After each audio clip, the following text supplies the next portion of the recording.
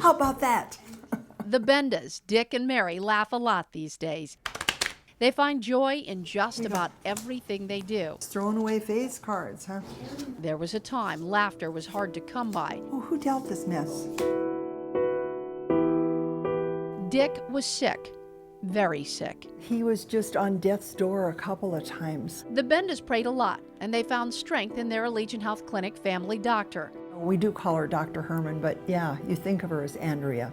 That's because the Bendas feel like Dr. Herman is part of their family. And what's better than having a doctor in the family? Every time I see her, I give her a big hug. To understand the connection, you have to know where Dick has been. Diabetes took both legs, a lump turned out to be lung cancer, and C. diff kept him in and out of the hospital the better part of a year. And Dr. Herman was at his side every step of the way. And she come walking in the room that morning and she told me, she said, Mary, get the kids here. That's how sick he was. She put him right in intensive care, and that's another time she saved him. And when he was too sick to make it in for an office visit, you guessed it, Yeah, I was surprised to see her come over. Dr. Herman came to him. And then when he came home, he was so weak that she came to the house. She said it was easier for her to come to us than it was for us to come to her.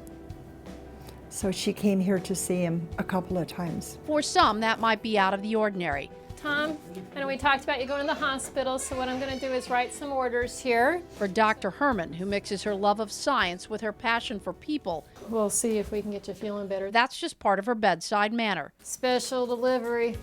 Oh, you're such a sweetheart.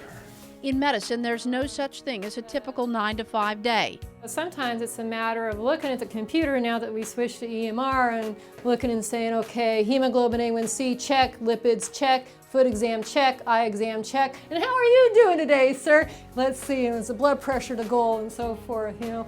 So I try to catch myself and say, okay, look, I'm sorry, I forgot. I don't need to talk to the computer instead of you. I really want to know how you're doing. And even though she gets distracted at times, Dr. Herman follows a simple rule: put patients first. There's a time when you just got to do it. You know, people on hospice, people are dying. You deserve a house call. You know, I don't want people to feel like I've written them off just because they're on hospice, for instance, you know. And, you know, if they're housebound, I mean, they need to see somebody, they need to see a doctor at least once a year. So you just pack up your bag and go. Thanks, Doc. All right, you're welcome. Thanks, Mary. 13 years on the job, and Dr. Herman has never regretted her decision to become a doctor. Neither have the Bendas, And I told her, I said, you know, when God made you a doctor, he knew exactly what he was doing.